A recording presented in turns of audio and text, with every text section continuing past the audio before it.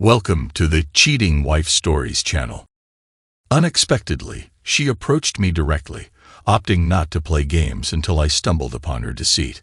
I found myself at a loss for words. Anger? Confusion? Yes, to both. Would I try to salvage things? Absolutely not. Anthony, I'm not being unreasonable. Seek legal counsel if you must. All I ask is that you continue funding the kids' college education. Besides that, I only want my clothes and jewelry. I sat there, clutching the divorce petition. Unopened. What was the use? Julia had already cleared out her belongings without me even noticing. I remained silent, but she persisted in talking. It was her nervous habit. Despite her attempt to appear composed, her rapid speech betrayed her anxiety. I glanced at the papers and smirked inwardly. I think she caught on and started speaking faster. As I rose to my feet, I casually tossed the envelope onto the coffee table. Just leave. I got the message. Goodbye. At least she stopped talking. She stumbled over her words as I headed to the kitchen for a cold beer. Instead of finishing her thoughts, my soon-to-be ex-wife turned and walked out the front door for the final time. 10 minutes later, as I delved into my second bottle, my gaze fell upon the package she had left behind. True to her word, it was simple and neat. Alongside, she included a power of attorney, enabling me to sell the house. We had recently taken out a second mortgage to cover our sons Kevin and Marcus' college tuition. Selling the house now wouldn't even yield enough profit to offset the realtor's commission. What had brought 2 decades of marriage to an abrupt halt? An old flame, Gabriel Bryant, her first love. Julia and Gabriel had been an item for years before I entered the picture. She often spoke of him, and whispers from mutual friends persisted over the years. I brushed them off. He was merely an ex-boyfriend, or so I thought. Now I realize it was more complex than that. Lost in thought, I suddenly noticed the encroaching darkness in the room. Knocking over 3 empty bottles, I reached for the end table lamp. Just then, the doorbell chimed. Damn it. What now? I muttered to myself. Anthony, I just heard. Donnie thought I should check on you, said Julia's sister Karen. I always favored Karen. Truth be told, I preferred her company to Julia's. In my inebriated state, my thoughts wandered into dangerous territory. Donnie, my best friend, shouldn't have his wife even remotely crossing my mind. I shook my head, attempting to clear the fog of alcohol and restore some semblance of rationality. Karen gently guided me to the kitchen, her touch prompting a slight resistance from me. I didn't appreciate being treated like an invalid. I was perfectly capable of managing on my own. The harsh fluorescent lighting aggravated my eyes, but I pushed through the discomfort with a squint. How many beers had I downed already? I managed to gulp down about half of the coffee before realizing Karen hadn't said a word. Feeling any better, Anthony? Can we talk now? She finally asked. Just give me a minute. I need to use the bathroom, I replied, making my way back shortly after to find my cup topped off. So, Karen, tell me about my dear wife and Gabriel Bryant. When did all of this come to light? My clueless brother-in-law only just found out this afternoon. Don't be too hard on yourself, Anthony. I always suspected she held a flame for that jerk, even after you two got married, Karen admitted. It would have been helpful if you had mentioned something 20 years ago. I grumbled. Come on, Anthony. I wasn't about to stick my nose into that mess. I hoped she'd let go of him over time. You two seemed so happy together, Karen explained. Karen, it wasn't as perfect as it seemed. Looking back, our relationship was more platonic than romantic most of the time. I tried everything over the years, but I could never truly ignite her passion. Flowers, candy, jewelry, none of it made a difference. We got along sure, hardly ever argued. I think I understand why now, I confessed. You did a good job of hiding it, I remarked. Thanks. Can I snag a few of those oatmeal cookies in the canister behind you? My stomach's been yelling at me, Karen replied. So spill it, Sister-in-law. What made my wife decide to leave me? I inquired. You might recall, Gabriel dropped out of high school and joined the Air Force. Right after that, you and Julia started dating. Gabriel was Julia's first love. If you catch my drift, Karen explained. I nodded and shrugged simultaneously. A woman never forgets her first love. Anyway, she was pretty upset when he left. She wanted a family and kids. I guess she saw you as the one to fulfill that role. I thought she made a smart choice. I had no clue she was just using you until that jerk came back. Heck, I don't even think she knew he was coming back, Karen elaborated.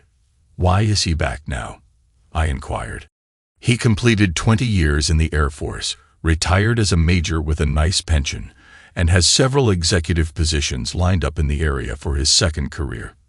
Julia was telling me about it, sounding proud, like she was part of his military success. Honestly, Anthony, it made me feel queasy, Karen confessed.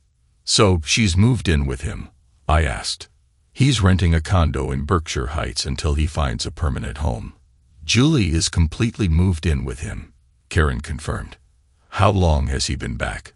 I probed. Not entirely sure, but I reckon about 3 weeks. He called her as soon as he got back into town, Karen answered. So I've been a fool for that long, I muttered. Looks that way. Sorry, Karen said sympathetically, attempting to refill my coffee cup, which I declined. I don't need more coffee. All I want now is a shower and a decent night's sleep. Thanks for coming by, Karen. Lock up when you leave, I said, mustering a weak smile as I exited the room. My sister-in-law's expression mirrored my own sadness as I left. I felt relieved that the boys were no longer living at home. Having to explain what had happened would have been awkward. They would eventually find out, but I hoped to have regained my composure by then, so I wouldn't seem so pitiful. My career choice wasn't particularly ambitious, but I found fulfillment in my work. I managed the produce section at one of the larger supermarkets in town. Despite the company's persistent efforts to promote me to a managerial position over the past decade, I resisted due to the long hours and heavy responsibilities. However, those concerns were irrelevant now. Bright and early the next morning, I phoned my district supervisor and expressed my readiness to advance. By that afternoon, I was assigned to take charge of a new store just 10 miles away from home. After 3 days of training in Baltimore, I dove into my new role. During my spare moments, I informed the boys about the situation with their mother, listed the house for sale, and reorganized all my credit card and banking accounts. Although Julia's car was registered in her name, I swiftly removed it from my insurance policy. Emphasis on the word was. Launching a new store demanded a significant portion of my time, which I welcomed as a distraction from my personal turmoil. Thanks to the company's streamlined procedures, most challenges were easily overcome. Corporate provided experienced store openers to assist during the initial 2 weeks, easing the transition. Half of the staff were seasoned employees transferred from other local stores. With their support and my confidence in the role, I felt comfortable navigating the job's demands. Before long, things had settled into a rhythm. With everything under control and running smoothly at the store, I found the time to begin organizing my personal affairs. Since I intended to secure a small apartment near the store, I embarked on the task of purging unnecessary items from the house. Most of it I simply gave away. Numerous local agencies were eager to accept nearly anything I was willing to part with. Naturally, the first to go was the marital bed. Disposing of the wedding pictures and family photos brought me a sense of satisfaction, although I did keep a small collection of pictures featuring the boys. Donnie phoned, insisting I join him for a cookout at his place the following Sunday. He'd assured me Julia wouldn't be present and wanted to update me on the latest regarding Gabriel Bryant, the local war hero. The cookout turned out to be a low-key affair. Donnie and Karen's 2 teenage daughters made a brief appearance before disappearing, leaving Donnie and me to our conversation. Karen spent most of the afternoon ensuring we had a steady supply of cold beer and tidying up after Donnie's culinary endeavors. All right, Donnie, what's the scoop on Mr. Or should I say Major Bryant? I inquired. All I've gathered, Anthony, is what he's been sharing at the Veterans of Foreign Wars Hall. Gabriel and Julia have been dropping by a couple of times a week. He's all about grandstanding and shaking hands. The guys seem impressed, but I reckon it's just because he's something new. Most of the regulars there are pushing 60, Donnie replied. And where's my devoted wife while he's busy showing off? I inquired. Julia usually stands by his side, beaming with pride, Donnie replied. Humph. She never acted like that when we were together, I grumbled. Don't take it personally, Anthony. You're not exactly a decorated war hero, Donnie chuckled, though I didn't find it amusing. Anthony, he wears a baseball cap with that major insignia proudly displayed. Even his car sports a tag with that gold oak leaf. He's pulling out all the stops to impress everyone with his rank, Donnie explained. Something felt off about Major Bryant. I finished my beer just as Karen arrived with fresh ones. Donnie, Gabriel never even finished high school. How did he become an officer? I recall they scrapped the Mustang program years ago. Nowadays, you need a degree to commission. How did that guy manage to get a college degree when he couldn't even earn a high school diploma? I questioned. Valid point. I don't have an answer, Donnie admitted. Did he really join the VFW? I asked.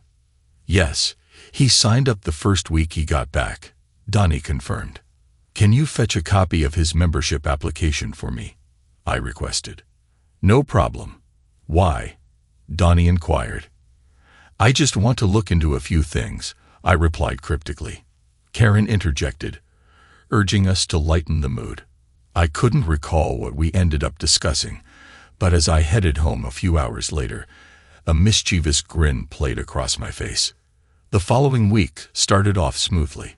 The divorce paperwork was underway, with 3 interested buyers eyeing the house and the realtor expressing optimism.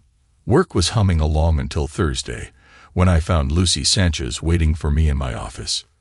Lucy was the supervisor of my midnight stalking crew, having been promoted and transferred from a store across town to the new location. All I knew about her was that she was a diligent worker. Her promotion and accompanying raise were universally acknowledged as well-deserved. Losing Lucy would pose a challenge I wasn't keen on facing. I hope you're not here to lodge a complaint, Mrs. Sanchez. I greeted her, sensing her nervousness despite her smile. Not exactly a complaint, Mr. Clark, but I could use some assistance, she replied. Go ahead. I'll do what I can, I offered. I have 2 sons, aged 15 and 16. They both have part-time jobs after school. Despite their best efforts, they struggle to catch their school bus at 7 a.m. some days. When I return home after 8, they're still in bed. It's not laziness, just exhaustion. I need to get them going in the mornings, she explained. You're asking for a raise so they can quit their jobs, I clarified. No, not at all. They work to save for college. They excel academically, but I need to ensure they make it to school, she replied. What exactly are you expecting me to do? I asked. Help, she replied earnestly. I found it intriguing that she wasn't complaining. Here was a no-nonsense woman accustomed to running a tight ship, yet struggling with her own kids. A slight chuckle escaped me, earning a sharp retort in response. It's not amusing, Mr. Clark. If you can't offer some form of assistance, I'll have to start looking for another job, Mrs. Sanchez retorted sternly. That's ironic, Mrs. Sanchez. You oversee a team of individuals who, given the chance, might mess things up. Yet they don't, because they respect you and your standards. But when it comes to these 2 young fellows, they seem to be taking advantage. Where's their father in all of this? I questioned. Mrs. Sanchez's demeanor shifted, her eyes flashing with anger as she started to rise from her seat. For a moment, I feared I had pushed her too far. You're an arrogant jerk, Mr. Clark. Everyone praised your intelligence and fairness, but it seems they were mistaken. I didn't come here to be insulted, she snapped. Please calm down and take a seat. I have a potential solution, I interjected, hoping to diffuse the tension. Reluctantly, she settled back into her chair, though her expression remained sour. I propose shifting your working hours. You'll start at 11, giving you ample time to organize the inventory for the night crew arriving at 12. You'll work until 6, when the first of the day shift supervisors arrives. They'll take over the remainder of your shift, allowing you to head home in time to see your boys off to school and perhaps even prepare them breakfast, I suggested. That sounds promising, except for one issue. I need a minimum of 38 scheduled hours to maintain my health insurance. Losing it is not an option for me, she countered. She was correct, but I wasn't finished yet. Do you attend church, Lucy? I inquired. Damn it, there we go again. You really know how to push someone's buttons. What does my church attendance have to do with my job? She snapped. You're quite fiery, Lucy. I'd appreciate it if you could calm down while I finish, I requested. And stop with the Mrs. Sanchez business. I'm not married. I suppose you have a witty comment about that too, she retorted, clearly irked. I felt my patience waning with her attitude.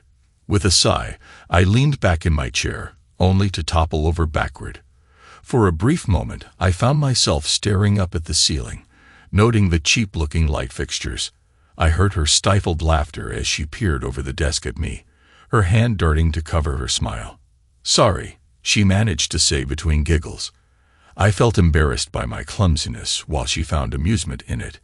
It took a moment to compose myself as I readjusted in my seat. If I can't call you Mrs. Sanchez, what should I call you? I asked. Just Lucy, she replied curtly. Lucy, I have 2 supervisors who are Southern Baptists. Neither will work Sunday mornings, leaving me to fill in. I want you to work from 6 to noon on Sundays. That'll cover the extra hours you need, although that's not the crucial point, I explained. It matters to me, Lucy insisted.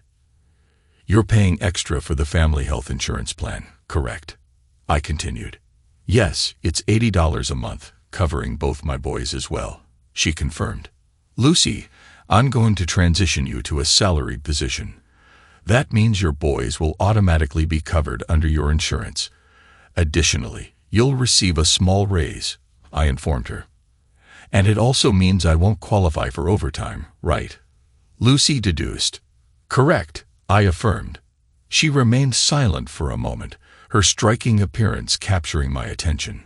Her hair, dark but not quite black, framed her face elegantly, while her eyes, as deep and dark as coal, held an intensity that was hard to ignore. There wasn't an ounce of excess fat on her, giving her a slightly gaunt appearance. I found myself wondering about the figure hidden beneath her work attire before she finally spoke up. Okay, I'll accept it, but I have no experience dealing with daytime supervision. I've never had to interact with customers, she confessed. Don't worry about it. I'll be there for the first 4 shifts to guide you. There's no way you can mess it up, I assured her. And so began my relationship with Lucy Sanchez. It was undoubtedly stressful. And at that point, I never imagined it would develop into something significant. Initially, I anticipated Lucy would stay for 6 hours on Sunday morning, but we ended up working late into the evening. She was adamant about learning every aspect of her new responsibilities, and I found myself enjoying her company. As I glanced through the Sunday paper, I stumbled upon a small article about a fundraiser at the local American Legion post. Major Gabriel Bryant stood proudly in his full uniform alongside my estranged wife. Seeing her in the photo, looking as proud as if she had earned the medals herself, was a bitter pill to swallow. I didn't reconnect with Dunny until Monday evening. Karen had called me at work, insisting I join them for spaghetti. How could I refuse? Donnie handed me Gabriel's VFW membership application and his discharge papers. I shared with him about the photo in the Sunday paper, and he promised to obtain the forms from the American Legion post as well. Karen had caught wind at the beauty shop that Gabriel had applied for membership at the Liberty Keys Country Club. Julia and I attempted to join once, only to face rejection. While I shrugged it off, Julia was devastated. According to Karen, It seemed Gabriel's application was practically pre-approved.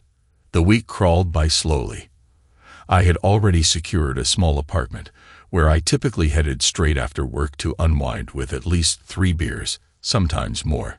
Thankfully, the rent included basic cable, so boredom wasn't a constant companion.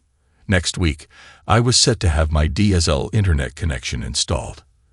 The week concluded on a positive note when I discovered an invitation on my desk for dinner with Lucy and her 2 sons. Although I already had her address and phone number, she insisted on providing them again. It felt a bit awkward and potentially a breach of the company fraternization policy. To err on the side of caution, I contacted my boss in Baltimore to explain the situation. After receiving his approval, I felt more at ease about the whole affair. I picked up a bottle of wine to bring along, but I was unsure what to bring for the boys. Meeting Lucy's sons made me a tad nervous, but once they learned I had 2 sons in college, the atmosphere lightened considerably. Poor Lucy found herself somewhat excluded from most of the conversations. Despite my efforts to involve her, she gave me a small grimace, as if to convey that I needn't worry about it. She appeared content that I had hit it off with Grant and James. The evening passed by all too quickly, and unfortunately, we never got around to opening the wine. That Sunday, I spent around 2 hours with Lucy as she embarked on her first official shift as a supervisor. I sensed her eagerness for me to leave so she could spread her wings independently. It was a positive sign in my book. She assured me she'd reach out if any issues arose, and even invited me over for supper that evening. After dinner, Grant and James mysteriously disappeared, leaving Lucy and me alone. We tackled the dinner dishes together before finally uncorking that bottle of wine. The conversation started off a bit awkwardly.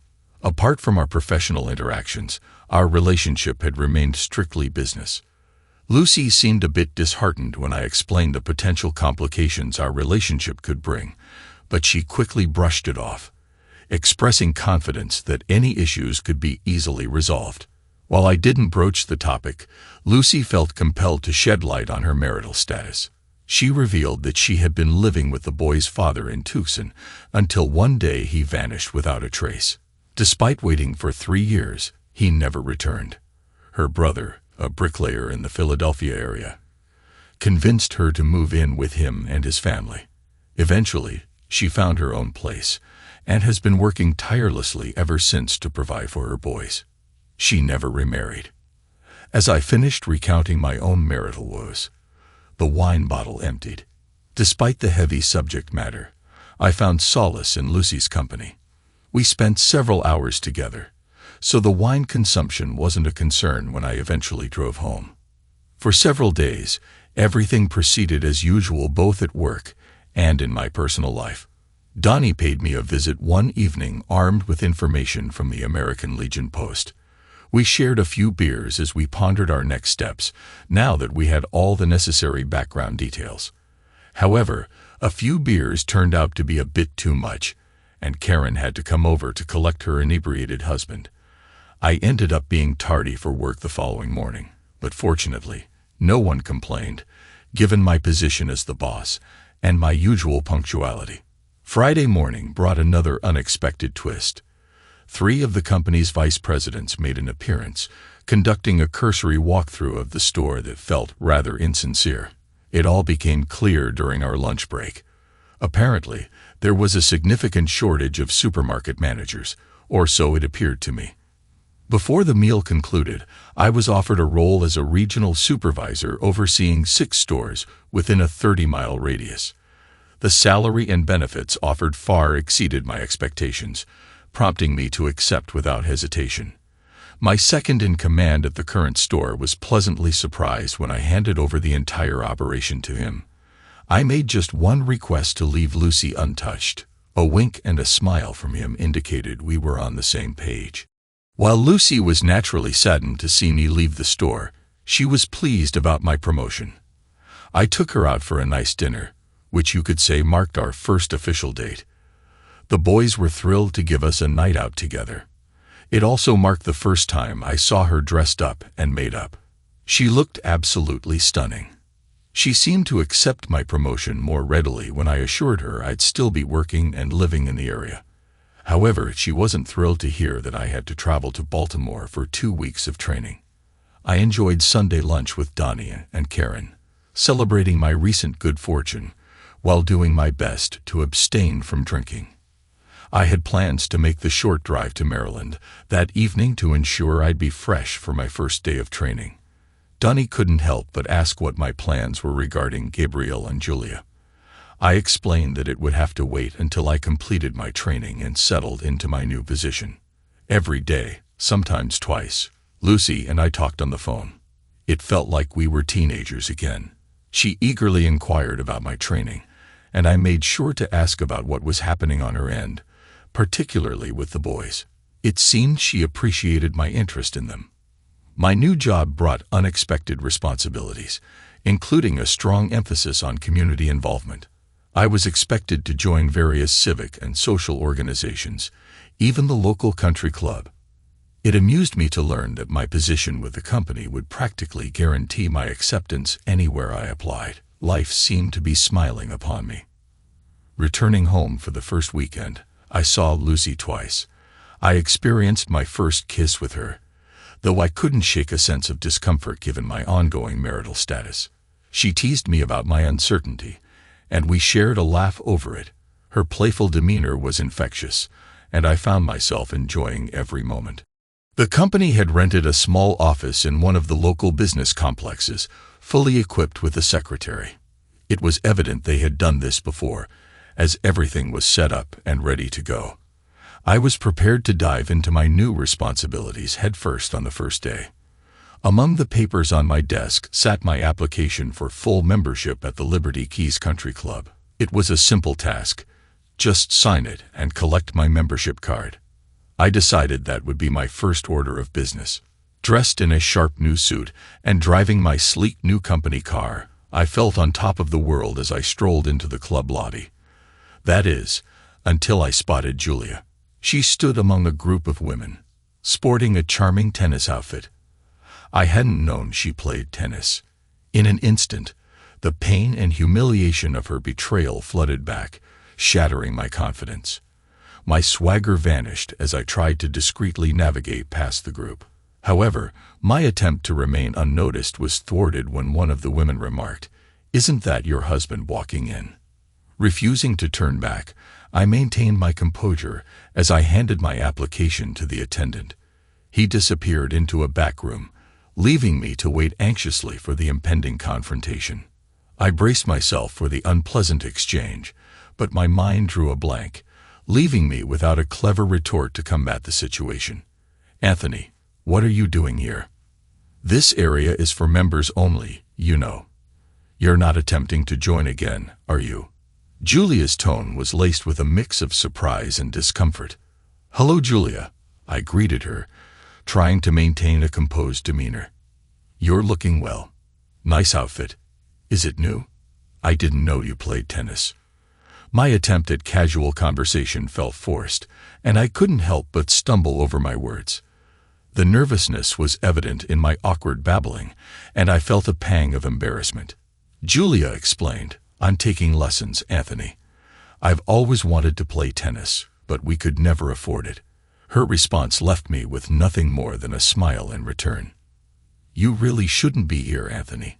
This is very uncomfortable for me. It's members only, you know," Julia persisted, her discomfort palpable. As the attendant returned with my membership materials, I accepted them graciously, nodding a silent thank you. Julia stood there, her expression puzzled. As I turned to leave, with a grin, I said nothing more as I made my way back through the club lobby.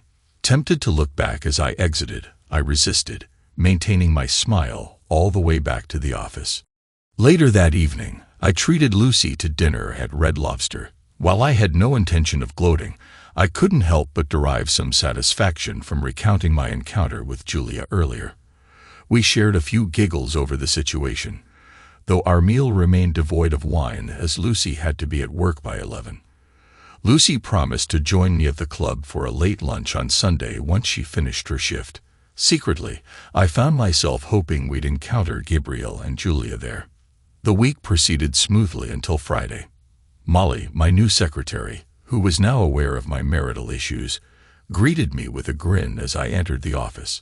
On my desk lay the local newspaper, featuring a photo of Gabriel Bryant in handcuffs being escorted into a plain black car. It turned out Gabriel hadn't realized that the American Legion thoroughly vetted their applicants to prevent undeserving veterans from slipping through. Although he had retired from the Air Force, it was as a technical sergeant, not a major. The revelation that he wore unearned medals would surely add to his troubles. They referred to it as stolen valor, a serious offense not taken lightly. I had a peculiar feeling that Gabriel Bryant was about to face a significant loss of reputation in our hometown. Molly brought me a cup of coffee and remarked that it was okay to smile. Her comment did indeed elicit a grin from me. About an hour later, I received a call from the realtor with the news that the house had been sold and closing was set for 2 weeks later. Just when I thought things couldn't get any better, my final divorce papers arrived in the mail. It seemed that Gabriel had used his connections to expedite the process. It was clear we weren't friends anymore. The day and the week were ending on a high note. Donnie stopped by to check out my new office, but his real purpose was to inform me that Julia had moved in with him and Karen. Although he wasn't thrilled about the new house guest, he couldn't contain his excitement about the turn of events. Donnie readily agreed to join me for a celebration at the local corner bar, as long as I was buying. Before Lucy left for work, I called her and shared all the good news with her. She seemed just as thrilled as I was. Donnie dragged me out of bed on Saturday morning, and I was grateful for his stronger tolerance for alcohol. We headed to Shawnee's for the breakfast buffet and some much-needed coffee. Over our meal, Donnie filled me in on the latest developments regarding my ex-wife. Her car had been repossessed. It turned out Gabriel had been supposedly covering her payments, but the checks bounced. She was left completely unaware until they came to take the car away. It seemed Gabriel's deception extended to other aspects as well. It was a scheme that had deceived many before it unraveled. Karen had given Julia a week's stay at their place, but Julia was left with no clear plan for the future. Her financial situation, already precarious after the divorce, had worsened. By the time we returned home, Lucy was still fast asleep, but Grant and James were eager to hit the golf course at Liberty Keys. Lucy gave us a playful scolding for leaving her out of the fun when she woke up. We settled for pizza delivery and a pay-per-view movie for the evening. Despite the upheavals elsewhere, life felt good in our little bubble. Sunday morning, Lucy and I enjoyed a pleasant brunch at the country club. I had secretly hoped to run into Julia and Gabriel, but they were nowhere to be seen. Though there were a few curious glances our way, overall, it was a delightful outing. It marked the beginning of many more enjoyable brunches together. Before the week was out, Julia found a small furnished apartment to move into after leaving Donnie and Karen's house. While they kept in touch, their relationship wasn't as close as before, despite being sisters. 3 months later, Kevin and Marcus returned home for our wedding. They playfully teased me about needing to find 2 replacements for them. Fortunately, the 4 boys hit it off, much to Lucy's and my delight. Surprisingly, Kevin and Marcus never brought up Julia during their visit. It wasn't a conscious effort to avoid the topic. It simply never arose. Whether they stopped by to see her before heading back to school remained unknown. Donnie served as my best man, though his role was more of a witness in our civil ceremony. Lucy decided to stop working before the wedding, and I insisted that Grant and James quit their jobs to focus on their studies. Thankfully, they didn't protest. Despite not making much profit from selling the old house, buying a new one posed no difficulty. 2 months after our wedding, Lucy and I were doing some Christmas shopping at Target when we unexpectedly ran into Julia. She was stationed at the customer service counter, clad in the standard Target attire of khaki pants and a red shirt. It seemed she had lost weight. Our eyes met briefly before she retreated into the office behind the counter. Our encounter wasn't meant to cause her discomfort. Given all she had been through, we decided to leave the store and do our shopping elsewhere from then on. As for Gabriel Bryant, he simply vanished after his arrest and subsequent charges. There were no further updates on his whereabouts. During Christmas at our new house, Kevin and Marcus returned home. However, the holiday took an unexpected turn when Julia showed up. Lucy had extended the invitation without informing me. Initially, I felt frustrated, but I soon recognized Lucy's gesture as both gracious and bold. Confronting Julia was necessary for closure. Though I never forgave her for her actions, knowing she understood the consequences brought some solace. Life moved on in a way I never could have predicted. With Lucy by my side, I found a kind of happiness I hadn't even realized was missing. The boys flourished in their studies, and I settled into my new role with confidence. Though the scars of betrayal remained, they no longer defined me. Instead, they became reminders of what I'd survived, and how much better my life had become in the end. Thanks to everyone who took the time to listen to today's stories. If you enjoyed it, please consider liking and subscribing if you haven't already. Feel free to share your thoughts on the events in the comments below. Take care.